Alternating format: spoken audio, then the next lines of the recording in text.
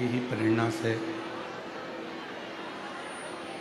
भगवान शंकर की कृपा से, करुणा से, उनकी उदारता से बैसाख के इस पवित्र अवसर पर श्रवण करने का सौभाग्य आप और हमको मिला। शिव कृपा जब तक नहीं होती है तब तक मनुष्य भगवान शिव की शरणागति को प्राप्त नहीं कर पाता। भगवान शंकर जो नित्य नूतन अपने जीव पर कृपा करते हैं, करुणा करते हैं, दया करते हैं,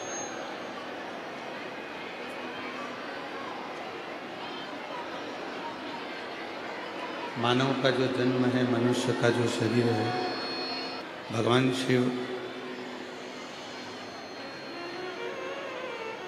अपने जीव पर नित्य नूतन कृपा करते हैं। जैसे भगवान शिव की शरणागति जब मानव पहुँचता है, भगवान शंकर के चरणों में, भगवान शिव के चरणों में जब मनुष्य जाता है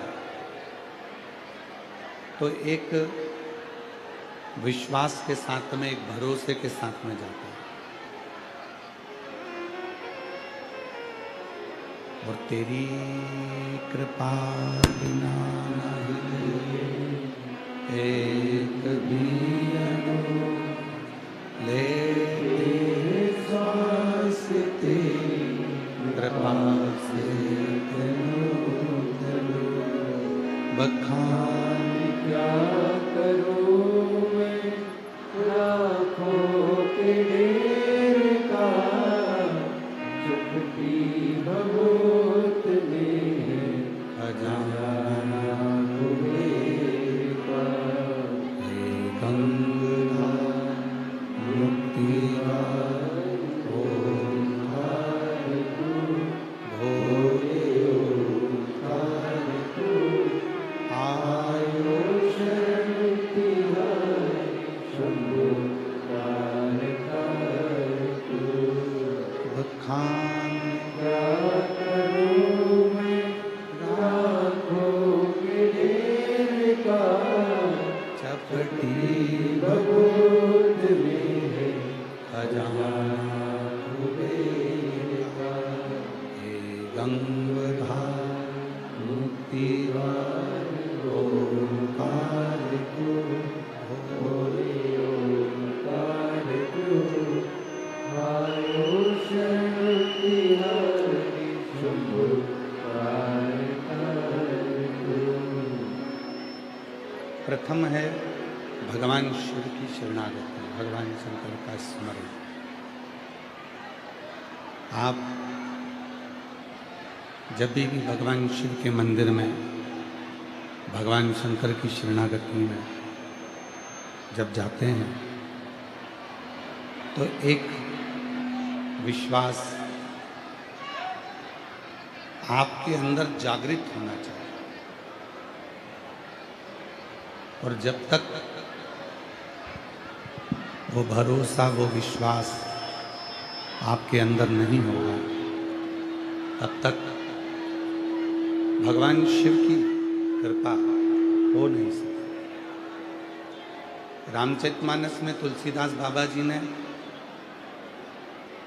भगवान शिव को विश्वास कहा। कारण क्या है? तुलसीदास जी बाबा कहते हैं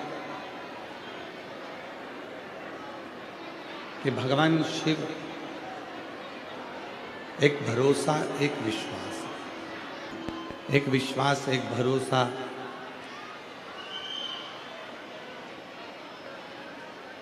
जब जागृत होता है और जब भरोसा दृढ़ होता है तो तुलसीदास बाबा कहते हैं कि शिव विश्वास है। भगवान शंकर भरोसा है।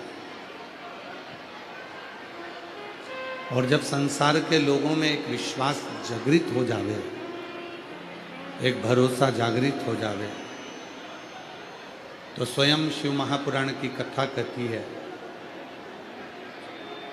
कि वो भरोसा ही उस जीव को परमात्मा से मिला सकता है। अब आज का व्यक्ति क्या चाहता है कि मुझे ईश्वर का दर्शन हो। आज का व्यक्ति चाहता है कि मुझे परमात्मा का दर्शन हो। आपको परमात्मा का दर्शन होगा, मना नहीं। ईश्वर का दर्शन होगा, मना नहीं। पर कब होगा और किस रूप में होगा? ईश्वर का दर्शन होता है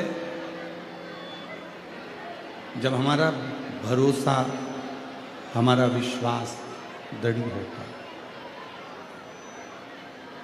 जब हमारा भरोसा, हमारा विश्वास दृढ़ता पूर्वक हो जाता है, दृढ़ हो जाता है। और ईश्वर का दर्शन किस रूप में होगा, किस स्वरूप में होगा?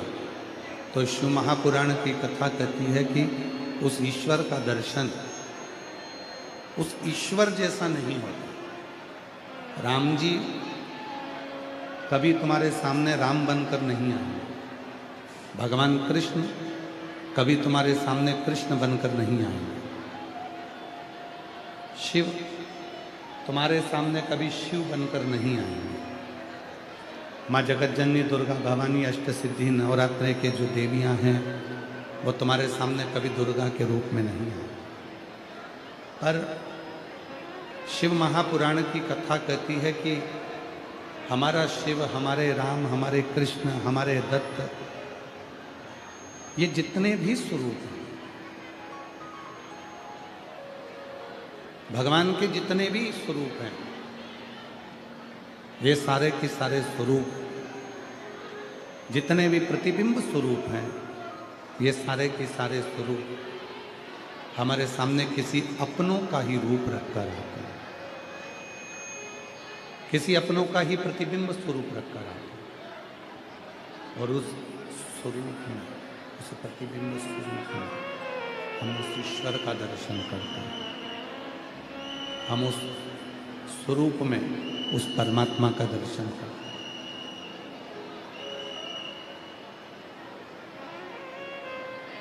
जब हमारा वो परमात्मा अपना स्वरूप छोड़कर आता है, अपने असली स्वरूप में मेरा ईश्वर, मेरा परमात्मा कभी नहीं आता।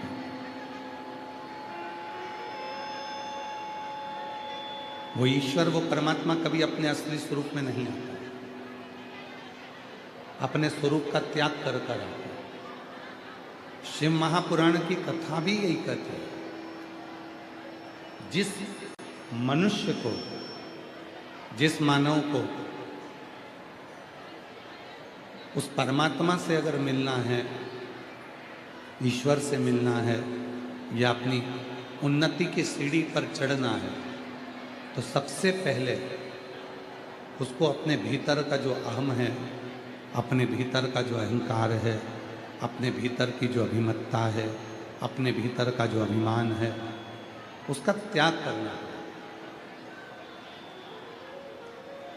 और जिस दिन अपने भीतर की अभिमत्ता का, अपने भीतर के अभिमान का, अपने भीतर के अहम का हमने त्याग कर दिया, उसी दिन हमें हमारे देव अधिदेव महादेव का दर्शन प्राप्त हो जाता है। उसी दिन उसका दर्शन पाने के लिए अपने भीतर की अभिमत्ता को, अपने भीतर के अहंकार को, अपने भीतर के अभिमान का त्याग हो। जो मानव का शरीर मिला है,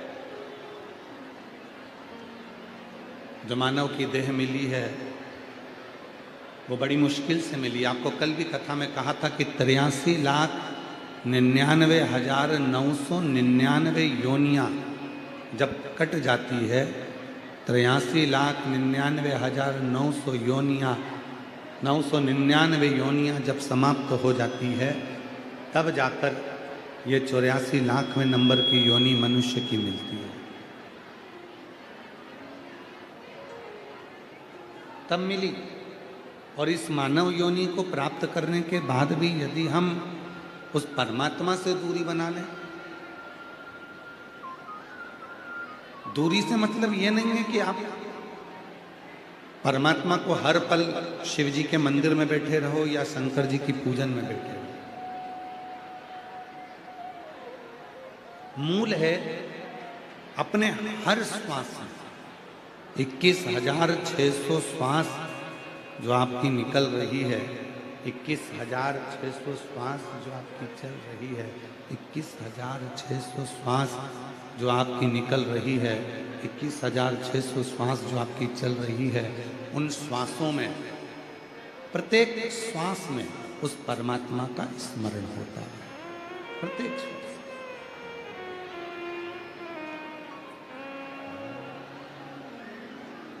मैंने मानव जन्म तुझको हीरा दिया, मैंने मानव जन्म तुझको हीरा दिया,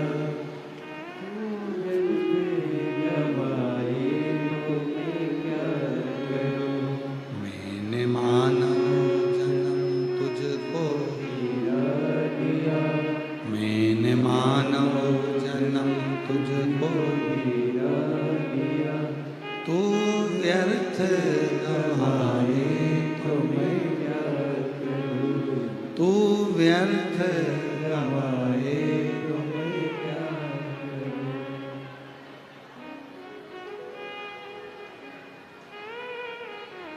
ये मानव की देह अब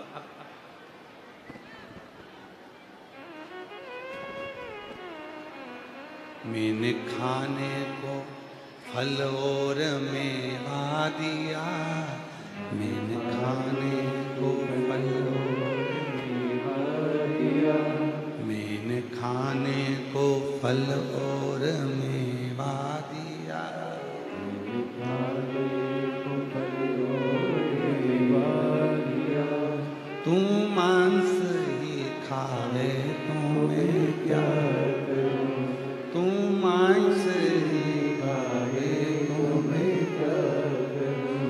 मैंने मानव जन्म तुझको हीरा दिया, मैंने मानव जन्म तुझको हीरा दिया, तू व्यर्थ गवाए तो मैं क्या करूं, तू व्यर्थ गवाए तो मैं क्या करूं। एक समझने के लिए, एक सोचने के लिए, एक विचार करने के लिए कि मानव की देह दी है,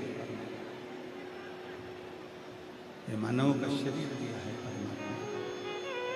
और यदि हम उस देह को प्राप्त कर कर भी अगर नहीं समझ पाए तो फिर हमारा इस मानव को देह प्राप्त करना भी बेकार। उसको समझें। जैसे आज के समय में एक एक बच्चे के समझ में आ जाता है कि एक लोटा जल सारी समस्या का है। प्रत्येक बच्चे के हृदय में, प्रत्येक बच्चे के चित्त में, प्रत्येक बच्चे की बुद्धि में ये बैठ चुका है कि हम शिव जी के मंदिर में जाएंगे, शंकर जी को एक लोटा जल चढ़ाएंगे, शंकर का अनुमोदन करेंगे, शंकर जी का भजन करेंगे, शंकर जी का स्मरण करेंगे तो हमको सुखी मुक्ति हो जाएगी। हमें भगवान शंकर हम पर कृपा करना प्रारंभ करते हैं। सबके पास बुद्धि है। परमात्मा अपनी पृथ्वी पर व्यर्थ किसी को जन्म देता ही नहीं।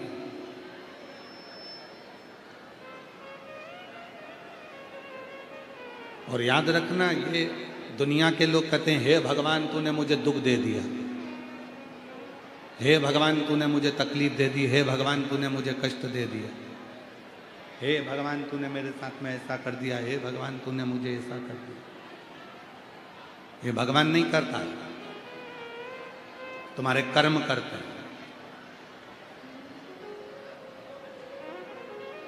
जैसे कोई व्यक्ति हॉस्पिटल में भर्ती हुआ, बीमार था, हॉस्पिटल में उसको भर्ती कर दिया और हॉस्पिटल में भर्ती करा, और हॉस्पिटल में भर्ती करने के बाद उसका इलाज चला, उसका ट्रीटमेंट चला। सारा इलाज होने के बाद में जब वो घर जाने लगा तो उसको एक थैली में, एक बैग में भरकर दवाइयाँ दी गई, औषधि दी गई। उस व्यक्ति ने कहा कि मैंने सारा इलाज करवा लिया, इंजेक्शन लगवा लिए, बोतल लगवा ली, गोलियां खा ली, 15 दिन से इस हॉस्पिटल में पड़ा था, मैं 15 दिन से अपना इलाज करवा रहा था, तो अब मेरे को ये बैग भरकर दवाई गोली क्यों दी है? तो डॉक्टर ने कहा ये घर जाकर खाना पड़ेगा। उसी तरह जैसे हॉस्पिटल से छुट्टी होती है तो घर जाकर भी दवाई खाना पड़ती है। जब हम अपने प्राण त्याग कर ऊपर जाते हैं, नरक और स्वर्ग का भोग भोगते हैं, तो ये जीवात्मा कहती है कि तूने मुझे इतना नरक भुगता दिया, जब ऊपर ही पूरा हिसाब चुकता करा दिया, तो फिर पृथ्वी पर आकर मुझे दुख क्यों दे रहा है? तो भगवान कहते हैं थोड़ी बहुत दवाई गोली तो नीचे भेजना ही पड़ती है, जिससे तू समय समय पर खाता है। ये जितने भी दुख हैं, ये जितनी भी तकलीफ हैं, ये जितने भी कष्ट हैं, ये जितनी भी बीमारियां हैं, ये जितने भी तकलीफ हैं, कष्ट है, बीमारी है, रोग है, ये जितनी जितनी तकलीफें हैं, ये सब हमारे पूर्व के कर्म के अनुसार हमारे थोड़े थोड़े भोग हमको भोगना, थोड़े थोड़े, ये अपने कर्म के अनुसार। और फिर निवेदन करूं मैं आप सबको,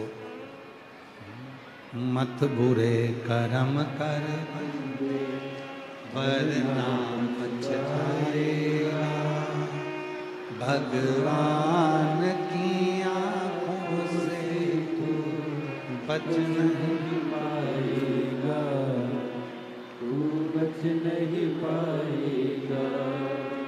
अरे अज्ञानी मत कर नादानी, अरे ओ अज्ञानी मत कर नादानी, तेरे कर्म का फल भी तू ही पाएगा, जैसा किया तूने तेरे आगे आएगा। मत बुरे कर्म कर वरना पछताएगा, भगवान की आंखों से तू बच नहीं पाएगा, तू बच नहीं पाएगा। अरे ओ अज्ञानी मत कर नादानी, अरे ओ अज्ञानी मत कर नादानी। अपने कर्म का भोग अपने को भोग। हम नरक में जाकर, स्वर्ग में जाकर उसका भोग कितना भी भोग लें, परंतु पृथ्वी पर आकर भी हमको अपना भोग भोगना है। अपना भोग तो हमको भोगना है। गुरु की करनी गुरु भरेगा, चेला की करनी चेला, और उड़ जाएगा हंस। गुरु को भी भोगना, ऐसा नहीं कि कोई गुरु नहीं भोगता, उसको भी भोगना पड़ेगा, उसको भी भोगना। एक बड़ा सुंदर प्रसंग है शिव महापुराण का। दो शंकर जी के भक्त थे, बड़े उपासक थे, शिव की साधना करते थे।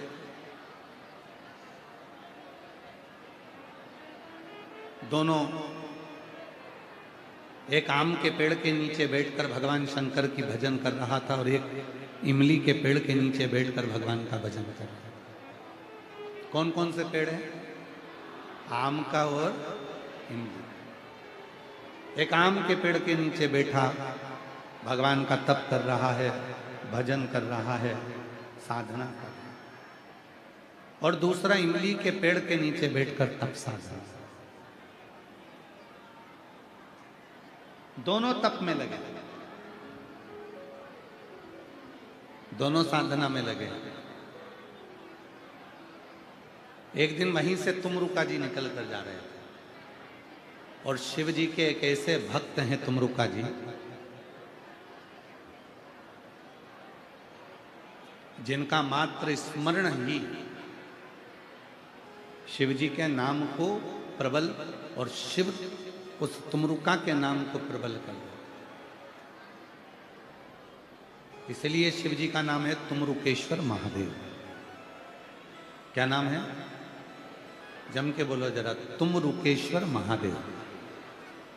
सभी लोग बोले, माकिस बोले, तुमरुकेश्वर महादेव। बोल तुमरुकेश्वर महादेव की। शिव जी का ये ऐसा नाम है, हम पहले भी कहे हैं, जिस नारी को बच्चा ना हो, गर्भ ना हो, 15 साल 18 साल 20 साल जिसके हो गए, एक पत्र इसी से जुड़ा हुआ देखो।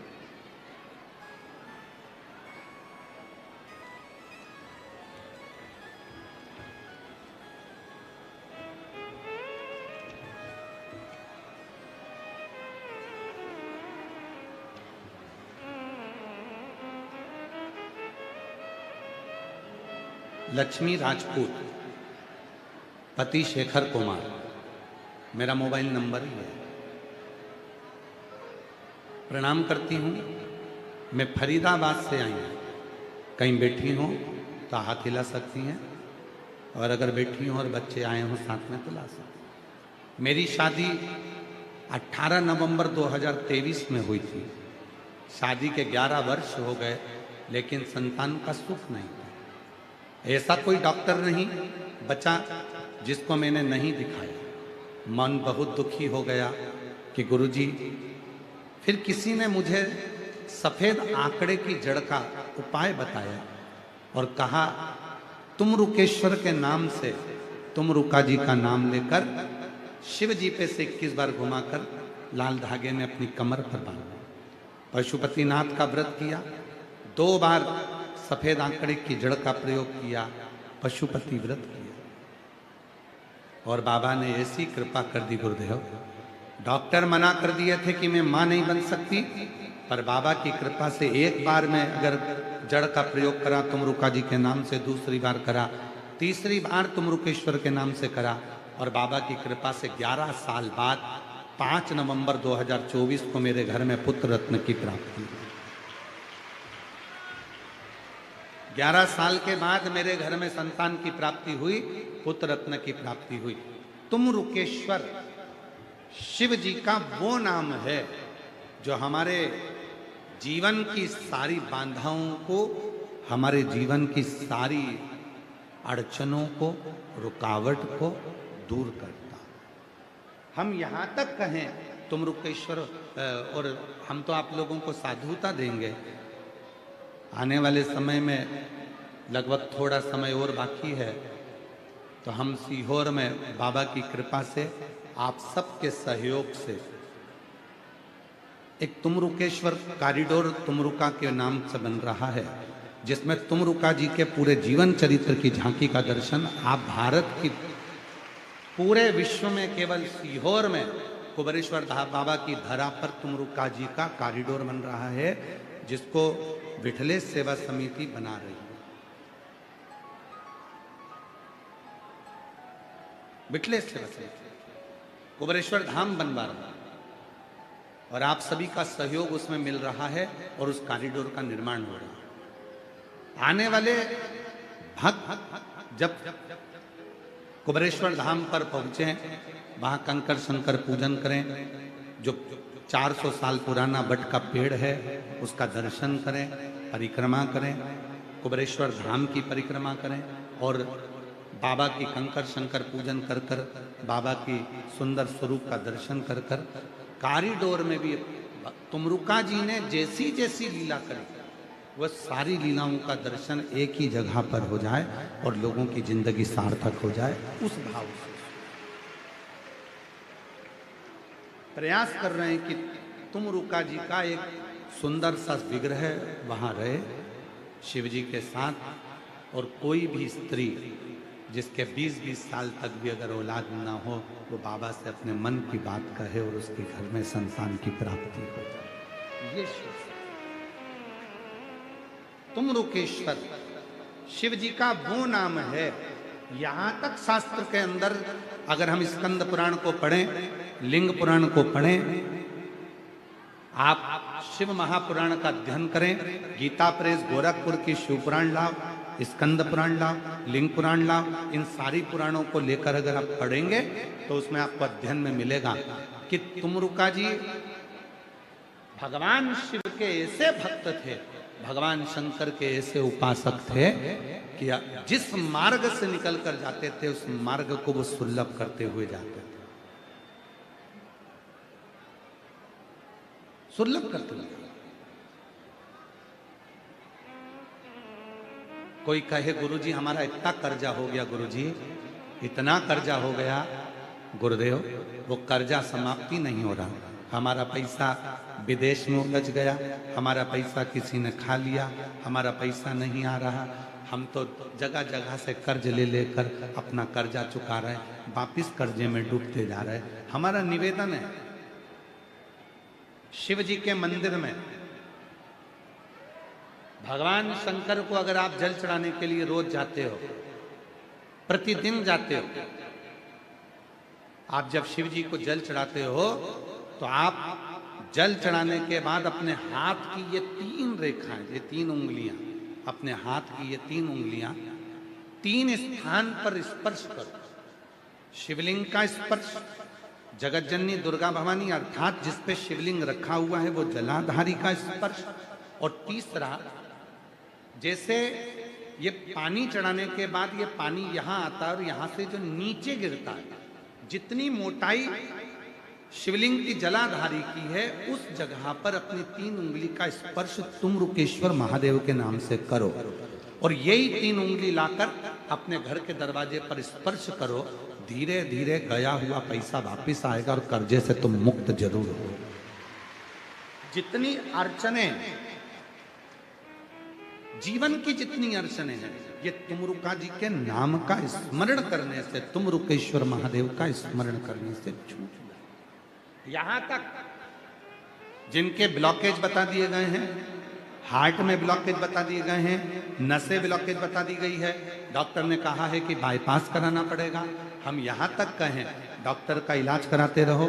डॉक्टर शिव का एक रूप होते हैं, भगवान शंकर का एक स्वरूप अगर कोई है तो वो पूरी दुनिया के डॉक्टर हैं। आप उनका कहना मानो, पर उनसे निवेदन करना, डॉक्टर साहब ऑपरेशन कराएं, कम से कम 10 घंटे दे दो, 10 घंटे के बाद ऑपरेशन करा लेंगे, 2 दिन दे दो, उस बीच में जाकर जल चढ़ाना तुमरुकेश्वर के नाम से, 7 बार एक ही लोटे का जल 7 बार तुमरुकेश्वर महादेव का नाम लेकर चढ़ाना, उसी जल को झेल कर लाना और तुमरुकेश्वर का नाम लेकर जिसकी नसें ब्लॉक है उस व्यक्ति के मुख में देना, और फिर 10 घंटे बाद डॉक्टर से कहना एक बार फिर जांच करो, धीरे धीरे नसें खुलना प्रारंभ हो जाती हैं तुमरुकेश्वर महादेव के नाम में।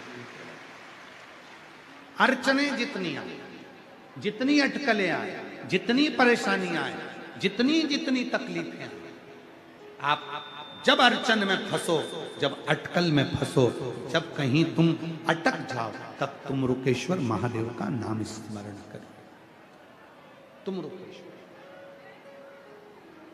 और आज कहने में पीछे नहीं हटेंगे, दिल्ली की इस पवित्र धरा पर आप लोग इतने लाखों की संख्या में आए हैं और पूरा देश इस कथा को देख रहा है, पूरा विश्व इस कथा को सुन रहा है। हम यहाँ तक कहेंगे मेरी जीजियों, यदि आप गाड़ी से सफ़र कर रहे हैं, वाहन में सफ़र कर रहे हैं, ट्रेन में सफ़र कर रहे हैं, फ्लाइट में सफ़र कर रहे हैं, कहीं मार्ग से निकल कर जा रहे हैं और कोई अड़चन आपको दिखती है, वहाँ भी आप 2 क्षण के लिए तुमरुकेश्वर महादेव का स्मरण करेंगे तो आपका राह, आपका मार्ग सुलभ होना प्रारंभ हो। तुमरुकेश्वर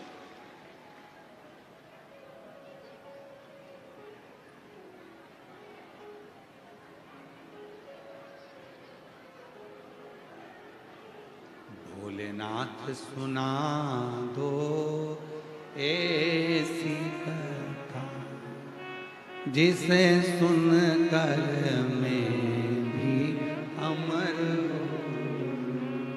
शिव महापुराण की प्रथम कथा का कोई वक्ता है?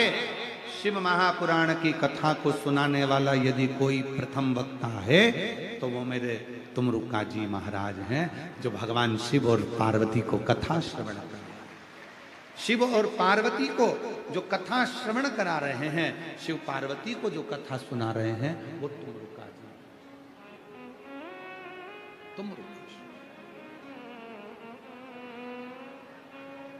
जिसे सुन कर मैं भी अमर हो लूं, जिसे सुन कर मैं भी अमर हो लूं, जिसे सुन कर मैं भी अमर हो लूं, जिसे सुन कर मैं भी अमर हो लूं, भोलेनाथ सुना दो ऐसी कथा, जिसे सुन कर मैं भी अमर हो लूं, मेरे बाबा सुना दो ऐसी कथा, जिसे सुन कर मैं भी अमर हो। हे शिव, ऐसी कथा मुझे सुना दीजिए।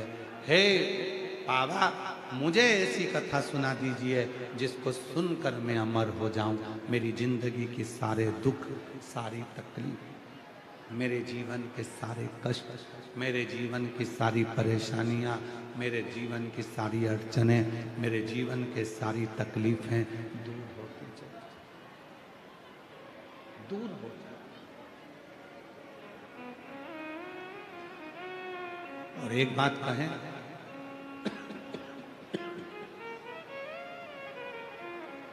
शिव महापुराण की ये जो व्यासपीठ है, जो कुबरेश्वर धाम से चलकर ये शिव पुराण यहाँ आती है, आपके नगर में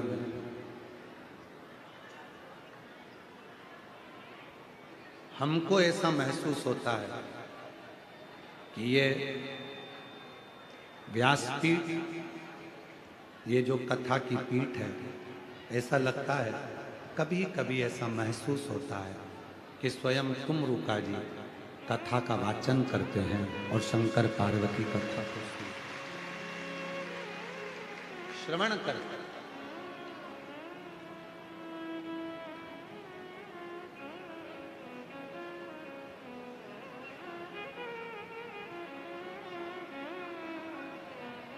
केवल एक व्यासपीठ ऐसी है ये शिव महापुराण की, जहाँ व्यासपीठ होती है उसके सामने से हम लोग किसी को निकलने भी नहीं देते। हमारे चाहे आस्था वाले हों, कैमरे वाले हों, फोटो वाले हों, आशीष जी हों, कार्यकर्ता हों, वो मना कर देते हैं, आपको जाना है पीछे से घूम कर जाओ, ये सामने से निकलने नहीं। एक नंदी, भृंगी, श्रृंगी, शिव के गण और मेरा देव अधिदेव महादेव माँ जगत जननी के साथ सामने बैठकर शिव महापुराण की कथा को श्रवण।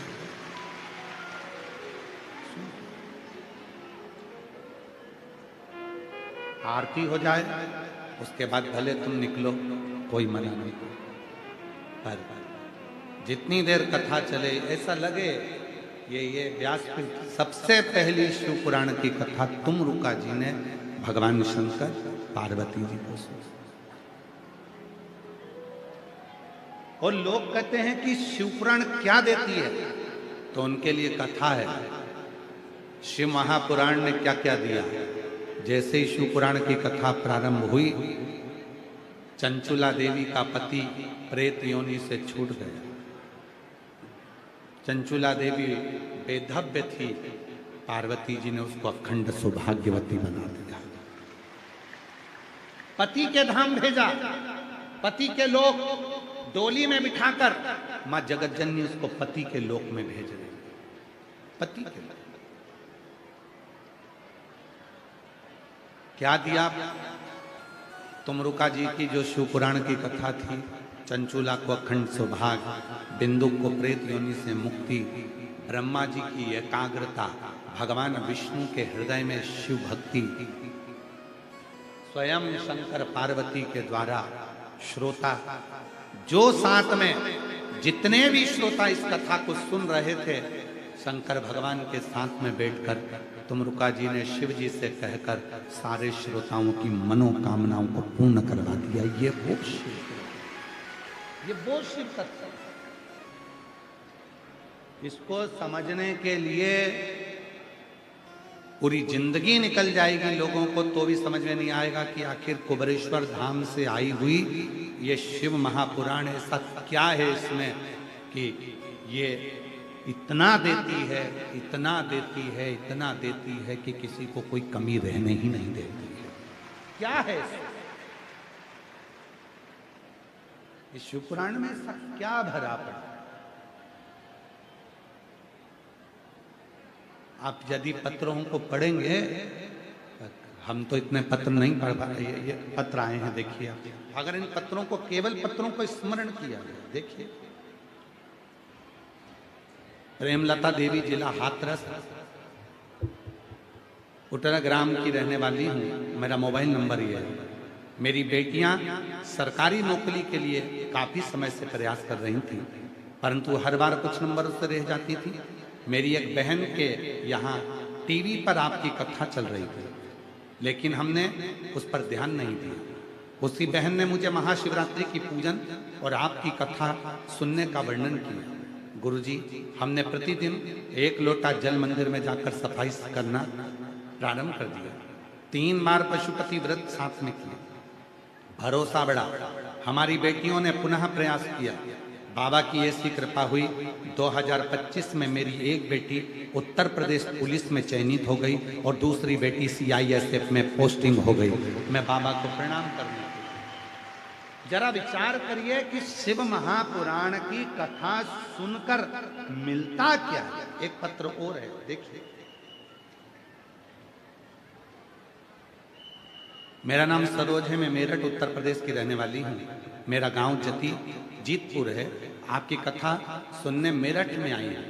भोले बाबा की कृपा से बखान क्या करूं, मेरी बेटी कई साल से सरकारी नौकरी की तैयारी कर रही थी, लेकिन हर बार 1-2 नंबर से रह जाती थी। बाबा से प्रार्थना करा, टीवी पर बैठकर सम्मुख में कथा सुनी, मेरठ की मिट्टी को नमन करा, मेरठ के पंडाल में बैठकर कथा सुनकर वहां की मिट्टी को नमन करा। सीहोर पहुंच गई, वहां पर कंकर शंकर पूजन कर रुद्राक्ष लेकर आ गई। पशुपतिनाथ का व्रत किया और बाबा की ऐसी कृपा हो गई, मेरी बेटी का सिलेक्शन पुलिस में हो गया और आज मेरी बेटी सब इंस्पेक्टर के पद पर नियुक्त हो गई। मैं बाबा को यहाँ प्रणाम करने के लिए। अगला पत्र देखिए, पत्रों का स्मरण।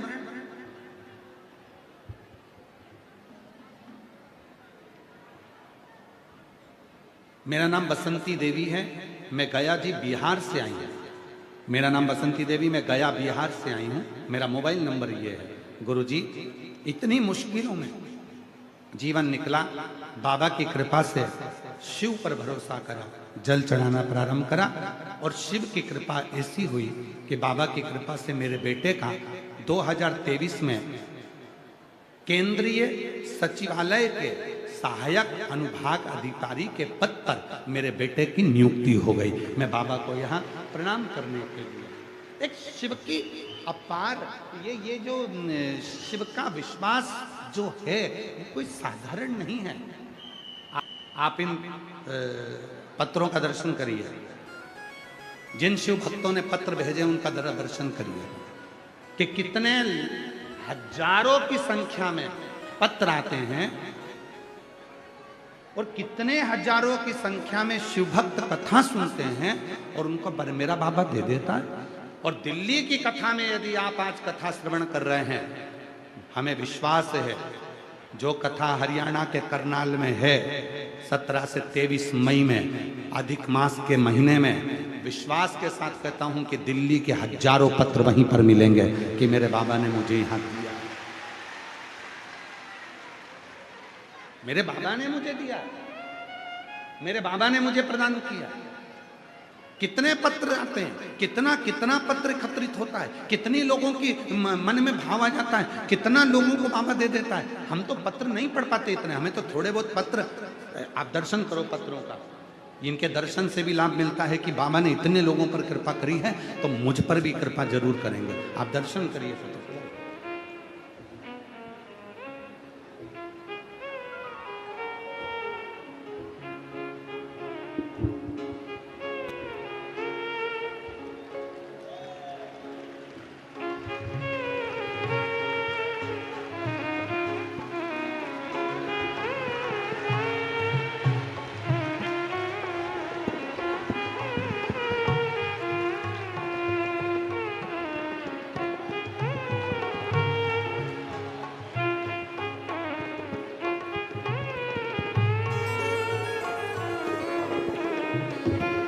अभी ये एक बार का दर्शन करिए, अब दूसरी बार की ओर निकाल कर दे रहा है। शिव कृपा किसको कहते हैं, इनको हटाइए। आस्था चैनल वालों से निवेदन है, इन पत्रों का दर्शन भी अवश्य करें। कितनी कृपा बाबा करता है, कितनों की झोली बाबा भरता है इन पत्रों के माध्यम से, आप समझें महाराज।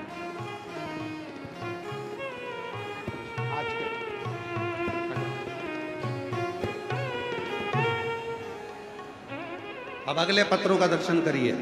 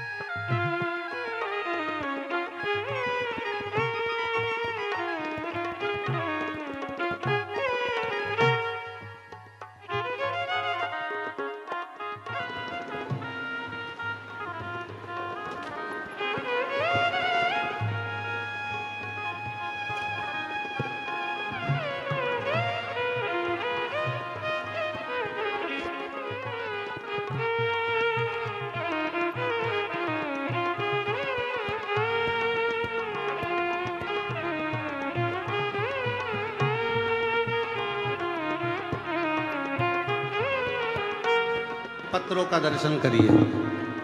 हजारों की संख्या में शिव भक्त आते हैं, कथा सुनते हैं और बाबा से झोली पसार कर मांगते हैं, और 3 महीने में बाबा दे देता और अगली कथा में पत्र पहुंचना प्रारंभ हो जाते हैं। अगर वो देता नहीं तो दिल्ली में ये इतिहास रचता नहीं। अगर वो नहीं देता तो कौन जापानी पार्क में आता। अगर वो नहीं देता तो भरचक 42 डिग्री टेम्परेचर में कौन दिल्ली में कथा सुनने आता। अगर वो नहीं देता तो मेट्रो में लाइन नहीं लगती। अगर वो नहीं देता तो गाड़ियां भर कर लोग यहाँ नहीं पहुंचते। उसने ये कुबरेश्वर बाबा का वो भंडारा है, जहां कुबरेश्वर धाम से पोथी जाती है वहां वो लुटाना प्रारंभ कर देता है और 3 महीने में फिर वापिस बुला ले, फिर वापिस बुला ले। और जो जैसी भावना वो वैसा ही फल पाया, नहीं खाली उसे लौटाया, वो मन ही मन हर्षाया, और कर दिया माला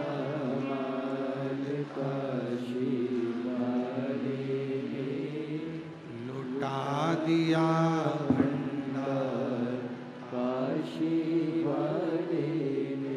और आज एक बात और कहना चाहेंगे आप लोगों को। हमें उम्मीद है कि तुमको बहुत ज्यादा काली मिर्ची लगेगी हमारी बात से, पर कहे बिगर नहीं जाऊंगा दिल्ली से। कथा सुनना पर वीआईपी पास लेकर नहीं, जैसे ये भक्त खड़े होकर सुन रहे हैं वैसे प्रेम से सुन। 1500 रुपए देकर अगर कथा सुनोगे तो तुम्हारा पत्र पूरी जिंदगी में कभी व्यासपीठ पर नहीं आएगा। इस व्यासपीठ को बेचना मती कभी जिंदगी में। यह व्यासपीठ बेचने का विषय नहीं, इसमें दिल से आना और इतना लेकर जाना कि अगली बार तुम बाबा से कहो कि मुझे तूने दिया है तो अगली कथा मैं कराऊंगी, मुझे करोड़पति बना दे।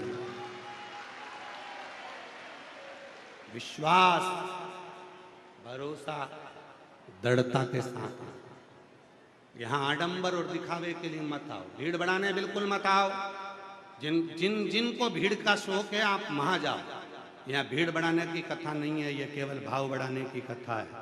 यहाँ आने के बाद आप 10 लोगों के सामने छाती ठोक कर कह सको कि मैंने कथा सुनी थी और मेरे बाबा ने मुझे छप्पर फाड़ कर दिया, तो समझो कि कथा था। भीड़ बढ़ाने मत आना, यहाँ भीड़ का काम ही नहीं है। आप तो भाव बढ़ाओ, शिव के मंदिर में जाकर 1 लोटा जल चढ़ाओ। सीहोर वाले महाराज के पास में मिलने भी मत आओ और सीहोर वाले महाराज से मतलब भी मत रखो। आप तो शिव से मतलब रखो। शंकर का 1 लोटा जल और शिव महापुराण की कथा जो तुम रुका जी बाँचते हैं, वो मेरी जिंदगी का सुख प्रदान करेगी।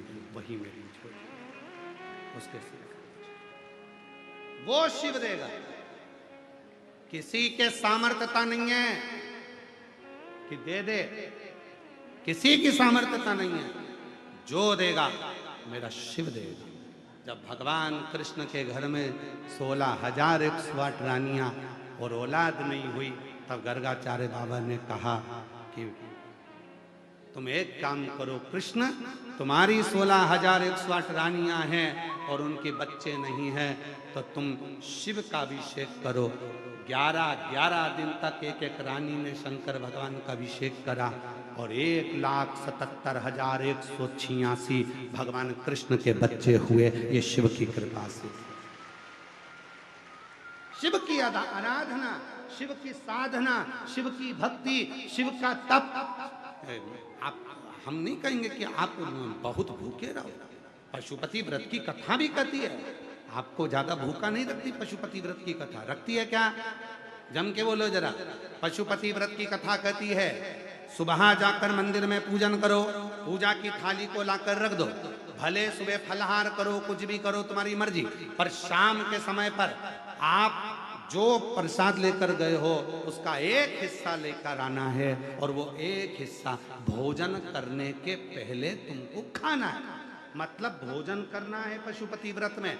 पूरा समय भूखा नहीं रहना, क्योंकि बाप अपनी बेटी को कभी भूखा नहीं देख सकता, इसलिए वो आपको प्रसन्न देखना चाहता। व्रत करो, उस व्रत में आप खुश रहो, कथा सुनो, उसमें आपकी प्रसन्नता रखो, मेरे बाबा के प्रति भाव रखो, इतना प्रेम रखो मेरे शंकर से, तुम्हें ऐसा लगे कि शिव महापुराण की कथा सीहोर वाला बाबा सुनाने के लिए नहीं आया है। तुम रुका जी स्वयं कुबरेश्वर धाम से कथा कहने के लिए आए और मैं शिव पार्वती के रूप में। आप शंकर हो, जितने मेरे जीजा बैठे हैं सब शिव हैं, जितनी मेरी जीजियां बैठी हैं सब पार्वती हैं, और जितने मेरे बच्चे बैठे हैं आप सब गणेश, अशोक सुंदरी, कार्तिकेय, रिद्धि, सिद्धि, जया, विषहरा, शामली बारी, दौतली देव, शंकर भगवान की 6 लड़कियां, भगवान शंकर के पुत्र जैसे तुम हो। उस भाव से कथा श्रवण करो। जितने बुजुर्ग कथा सुने वो ये सोच कर सुने कि मैं ब्रह्मा और ब्रह्माणी हूँ। जितने युवान बहन भाई कथा सुने वो ये मानकर सुने कि हम स्वयं विष्णु लक्ष्मी के रूप में कथा सुन रहे हैं, क्योंकि यह कथा शिव की कथा है, ये कोई साधारण कथा नहीं है। भागवत कथा होती है तो उसके यजमान राजा परीक्षित हुए हैं। रामचरितमानस की कथा हुई तो यजमान स्वयं काशी नरेश हुए हैं। केवल शिव महापुराण की कथा एक ऐसी होती है जिसके यजमान कोई राजा नहीं बना, जिसका यजमान स्वयं देवाधिदेव महादेव और माता पार्वती ईश्वर और गोरा बनकर विराजमान। इसका यजमान कोई साधारण व्यक्ति नहीं बना, ये यजमान बनकर बैठे हुए हैं यहाँ पर श्री राजकुमार जी राठौर जी, श्रीमती पूनम राठौर जी, श्री राजेंद्र शुक्ला जी, श्रीमती सोनम शुक्ला जी, कविता दुबे जी, श्री प्रदीप बंसल जी, ये लोग यजमान बनकर बैठे हैं। जब जब ये यहाँ पर आते हैं स्टेज पर, हम इनके मुख को कम देखते हैं, हम इनके चरण को ज्यादा देखते हैं कि 7 दिन मेरा भोले बाबा इनके स्वरूप में कथा श्रवण कर रहा है और इनके माध्यम से यजमान पद ग्रहण कर रहा है। हम इनका मुख नहीं देखते। जितने भी यजमान आते हैं और मालूम पड़ जाए कि ये यजमान है तो हम उनका चरण देखते हैं। इन पर शिव ने कितनी कृपा करी है जो इनको यजमान बनाकर बिठा। शंकर ने कितनी कृपा करी कि भगवान शिव इनके रूप में आकर कथा का यजमान बनकर बैठ गए। क्योंकि शिव महापुराण का यजमान संसार का मनुष्य नहीं बन सकता। हम कई बार कहे, जितने लोग रुद्राक्ष महोत्सव में यजमान बनते हैं, जितने लोग गुरु पूर्णिमा महोत्सव पे शिव महापुराण के यजमान बनते हैं सीहोर में, हम उनको भी कहते हैं कि तुम साधारण नहीं हो, तुम्हारे माता पिता जरूर कोई पुण्याई करे होंगे जो शिव और पार्वती के रूप में आप विराजमान हो। कोई साधारण नहीं है। एक एक जितने व्यवस्था में लगे, मैं पूरी दिल्ली के जितना पुलिस फोर्स लगा है, दिल्ली के कमिश्नर महोदय हों, एसपी हों, आईजी हों, डीआईजी हों, एसपी, एसएसपी, जितने भी हैं, एसडीएम, तहसीलदार, यहाँ के पटवारी आदि आदि, यहाँ का विद्युत विभाग, चिकित्सा विभाग और यहाँ के जो विभाग हैं, जिनने धूप में खड़े होकर इन पुलिस फोर्स को देखिए, जिनका कोई तुमसे लालच नहीं, धूप में खड़े हैं और धूप में खड़े होकर तुम्हें संभालने का प्रयास कर रहे हैं। एक एक यहाँ के कलेक्टर हो, यहाँ का अधिकारी हो, एक एक बच्चा बच्चा सेवा में लगा है। भोजनशाला में ना जाने कितने कार्यकर्ता कार्य कर रहे होंगे। यहाँ कितने कार्यकर्ता, मेरी जीजियाँ यहाँ खड़ी होकर चेन बनाकर तुमको इधर बैठ जाओ, उधर बैठ जाओ। इनको देखो, इन बेटियों को, इन कार्यकर्ताओं को देखो जो तुम्हारी सेवा में लगे हुए हैं। कोई कोई खड़े होकर पंखा चला रहा है तुम्हारे लिए, कोई कोई पानी लेकर आ रहा है तुम्हारे लिए। अरे मेरी जीजियों, ये कोई दूसरा नहीं कर सकता। इन कार्यकर्ताओं के रूप में स्वयं मेरा महादेव आता है और कर जाता है। एक एक बेटी कार्यकर्ता के रूप में काम कर रही है, एक एक बच्चा कार्यकर्ता के रूप में काम कर रहा है। और वो कार्यकर्ता सामने नहीं आते, स्टेज पे नहीं चढ़ते, दिखावा नहीं करते, अपने भाव से बस भगवान की कथा कैसे भी हो जाए, बाबा 7 दिन कैसे भी हो जाए। पहले भी दिल्ली में कथा हुई, 1-2 दिन होकर रह गई। नोएडा में कथा हुई, 1 दिन होकर रह गई। सबकी कामना थी, तमन्ना थी कि अब यह कथा दूसरे दिन डोल पड़ी थी, पर यहाँ के सांसद महोदय ने, यहाँ के विधायक महोदय ने, यहाँ के गृह मंत्री श्री अमित शाह जी ने, यहाँ की मुख्यमंत्री श्रीमती रेखा गुप्ता जी ने इस कथा को, यहाँ के कमिश्नर ने फिर संभाला और फिर यह कथा जो झाड़ू से आनंद से, ये कोई कथा साधारण है क्या? साधारण। इस कथा को स्वयं शिव ही सुनने के लिए आते हैं और शिव ही सुनते हैं। किसी के साथ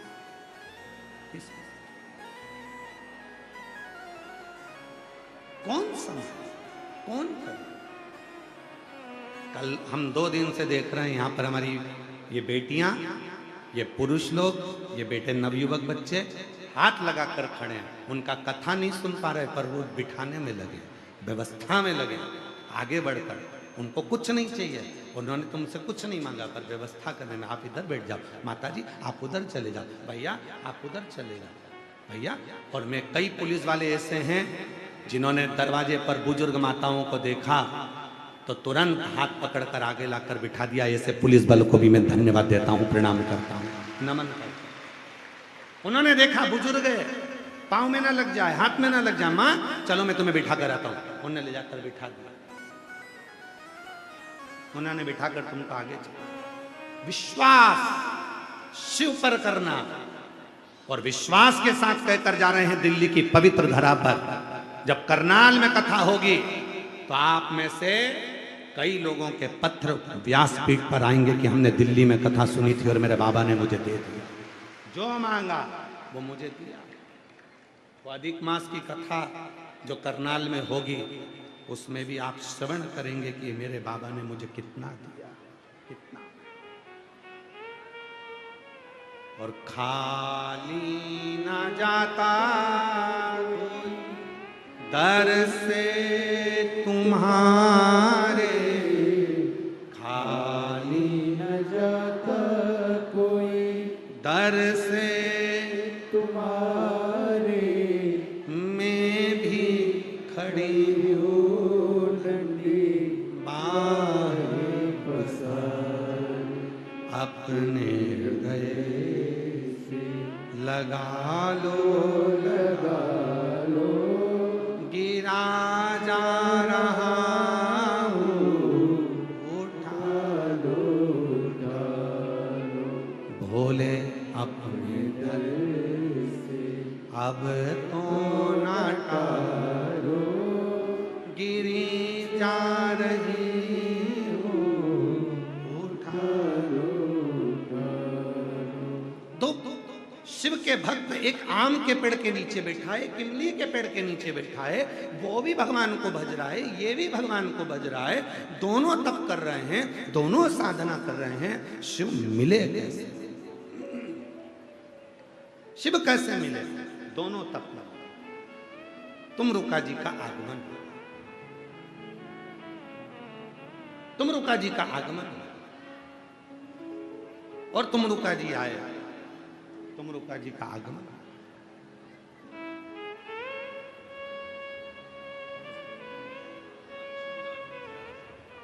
लक्ष्मी राजपूत 11 साल के बाद संतान हुई है, जोरदार ताली। प्रणाम करो बाबा, बाबा को प्रणाम करो, प्रणाम करो, प्रणाम करो। ले।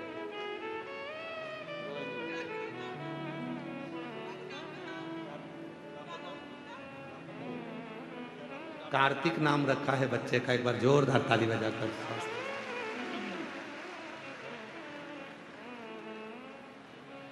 जो जैसी भावना लाया, वो वैसा ही फल पाया, नहीं खाली उसे लौटाया, वो मन ही मन हर्षाया, और कर दिया माला काशी वाले लुटा दिया भंडार, काशी वाले ओ लुटा दिया भंडार, काशी वाले कर दिया माला माँ, काशी वाले।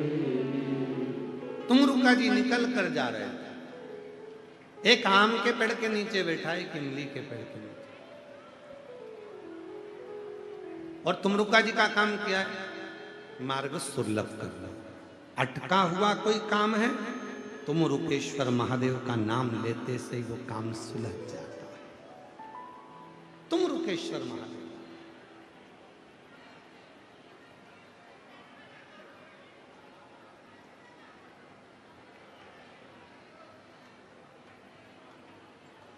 अटक गए, वो तुमरुकेश्वर महादेव का नाम लेकर सुलझ।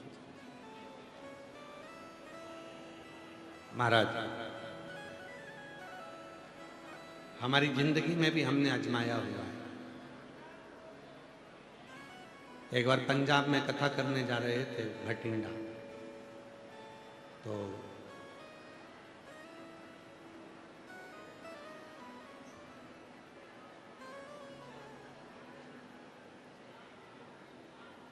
यहीं ये दिल्ली के पहले मथुरा और दिल्ली के बीच में हमारी गाड़ी खराब हो गई। अब हमारी इतनी पहचान तो किसी से है नहीं कि हम किसी को बोलें कि भैया कोई दिल्ली का हो, कोई कहीं का हो, कि भाई आओ और ये व्यवस्था करो। हमारा ज़्यादातर सफ़र गाड़ियों से होता है, क्योंकि फ्लाइट से हम ज़्यादा सफ़र कम करते हैं, हम गाड़ी से ज़्यादा करते हैं। उसका कारण ये रहता है, गाड़ी से चलने में हर 3 घंटे में जो भी शंकर जी का मंदिर मिलता है, वहाँ 1 लोटा जल चढ़ाकर फिर आगे बढ़ जाते हैं। इसलिए हम गाड़ी का, हम यहाँ से निकलने के बाद में 3 घंटे पर जो भी शिवालय मिल जाएगा, रोड के किनारे पर जो भी शंकर जी का ओटला मंदिर कोई मिल जाता है, वहाँ जल चढ़ा देते हैं। 3 घंटे पे नहीं मिलता तो कहीं से मिट्टी को इकट्ठा कर कर वहीं शिवलिंग बनाकर पूजन कर कर फिर आगे बढ़ जाते हैं। इसलिए फ्लाइट का सफ़र थोड़ा कम करते हैं और गाड़ी का सफ़र ज़्यादा करते हैं। शिव पूजन में मन। वो मथुरा से दिल्ली के बीच में गाड़ी हो गई गड़बड़। अब आशीष बोले गुरुजी भटिंडा पहुंचना है, गाड़ी तो गड़बड़ हो गई। हमने कहा तुम रुकेश्वर का नाम लो, बाबा कहीं ना कहीं तो मार्ग बनाएगा। दूसरे को बोलते हो तो स्वयं भी स्मरण करो। तुम रुकेश्वर बाबा का जैसे ही नाम लिया, स्मरण लिया, 15-20 मिनट तक इंतजार किया और तुम रुकेश्वर बाबा ने ऐसी कृपा करी कि हमने बाबा की कृपा से ये यहाँ कथा करी थी नोएडा में, तो वो पानी के कारण बंद हो गई। वो क्या नाम था उनका जो कथा करवाए थे?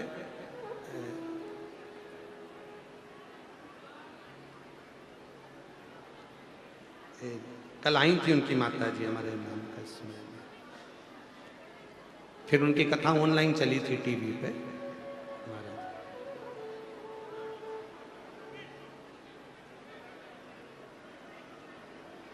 अभी वो अध्यक्ष भी है गुड़गांव में, हाँ गुड़गांव में कथा करी। तो उनकी माता जी का फोन आया, फिर बाद में कहा गुरुजी कैसे हैं? आशीष जी ने कहा लो बात करे सो।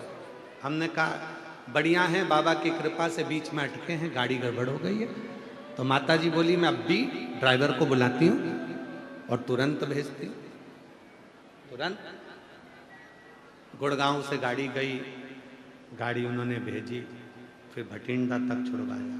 मतलब शिव महापुराण की कथा जो कहती है, जिन जिन शिव का नाम हम इस व्यासपीठ के माध्यम से आप लोगों को वर्णन किए, उस नाम का यदि स्मरण दिल से कर लिया तो वो नाम आपको, आपकी अटकलों को, आपकी उलझनों को हटाकर आपकी मंजिल तक जरूर पहुंचाता है, जरूर।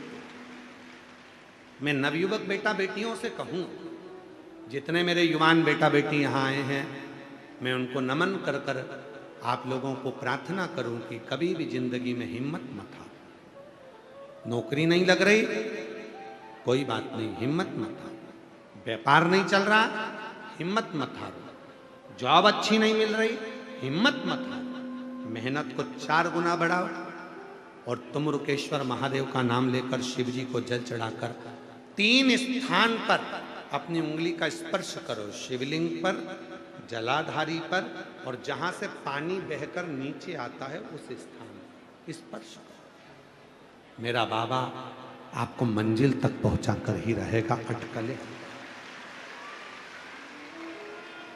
तुम रुकेश्वर नाम एक ऐसा नाम है जो हमें मार्ग सुलभ करता है। मार्ग, शरीर में ब्लॉकेज आ गए, शरीर बेकार हो गया, कोई बात नहीं, डॉक्टर बोल रहा है इलाज करवाओ, दवाइयाँ खाओ, गोलियाँ खाओ और बाबा के ऊपर भरोसा रखकर तुम रुकेश्वर महादेव का जल समर्पित कर कर उसका तुम रुकेश्वर सुख। पैसा कोई खाकर बच गया, डूब गया, नहीं आ रहा, कर्जा ज्यादा हो गया, तुम रुकेश्वर का इस। फिर से बोलिए क्या नाम है? तुम रुकेश्वर महादेव। बोल तुम रुकेश्वर महादेव की। तुम रुकेश्वर महादेव का नाम हमारे जीवन को सुख प्रदान कर, आनंद प्रदान, उसका स्मरण। और फिर निवेदन करूं, जब बहुत दुख हो, बहुत तकलीफ हो, वो गीत याद स्मरण में करें। हमारे स्मरण में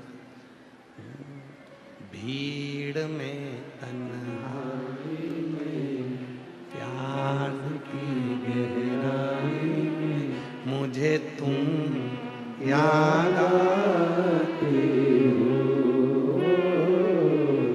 मुझे तुम याद आते हो। भीड़ में तन्हाई में प्यास की गहराई में मुझे तुम याद आते हो, मुझे तुम याद आते हो। बस वो याद आए, जब उलझन आए तुरंत कह दो तुम रुकेश्वर का नाम लो, अच्छा होगा, सुलझेगा, मार्ग मिलेगा। बस वो याद आ जाए तो समझ लेना कि फिर तो काम हो गया। गोलियां असर नहीं कर रही, कुंदकेश्वर का नाम लो, काम आएगा। काम तकलीफ आ गई, पदम और पिंगल का नाम लो, मिट जाएगा। बहुत ज्यादा कई दिक्कत, नीलंबेश्वर महादेव का नाम लो, सुख है। क्यों इतने नाम दे दिए शिव जी के? भगवान ओघड़दानी के, शंकर भगवान के इतने नाम कैसे पड़ गए? भोला, ये नाम भी साधारण नहीं है। 3 दोस्त लड़ लिए, आपस में झगड़ा हो गया। एक बोलने लगा मेरे राम जी तुरंत आते हैं, दूसरा बोला मेरे कृष्ण तुरंत आते हैं, तीसरा कुछ नहीं बोला। उसको मालूम था अपना तो भोलानाथ है, अब वो भोड़ानाथ तो भोड़ानाथ। तीनों में झगड़ा हो गया। तीनों ने कहा बुलाओ जरा, कौन के भगवान पहले आए। अब तीनों ने बुलाना प्रारंभ करा। तो एक ने कहा हे राजा राम, अवध के नरेश, अयोध्या के राजा मेरे राम आइए।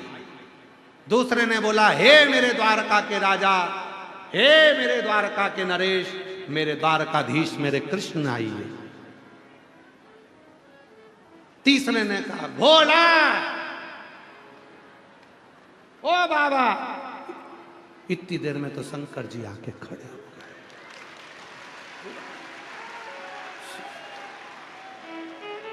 शाम शिव जी दर्शन देकर चले गए। थोड़ी देर बाद राम जी आए। राम जी ने कहा क्या बात है बेटा? वो बोलने लगा प्रभु हमने तो तुमको इतनी देर से बुलाया, तुम तो आ रहे हो। भगवान बोले तूने क्या कहा? राजा राम आई है। अब राजा आता है तो कोई ऐसे ही आता है क्या? थोड़ा ठाठ से आएगा, घोड़ा बग्गी लेकर आएगा, ठाठ बाट से आएगा, सारी सेना लगाना पड़ेगी, पूरी व्यवस्था करना पड़ेगी, तब तो राजा आता है। तो मेरे को आने में टाइम तो लगेगा। तो फिर भगवान कृष्ण आए, प्रभु आप इतनी लेट आए। तो भगवान ने जैसे कहा तो वो बोला प्रभु तुम इतनी लेट आ रहे हो। भगवान बोले तूने कहा द्वारिका के राजा। अब जब राजा आएगा तो थोड़ी ठाट बाट से आएगा, राजा की भी कोई पोजीशन होती कि नहीं होती, तो उस हिसाब से आएगा। तो शंकर जी इतनी जल्दी कैसे आ गए? तो क्या वो तो एकदम फ्री, एकदम फ्री, बस बुलाओ और दौड़ कर आ जाए। एकदम बुलाओ और सुन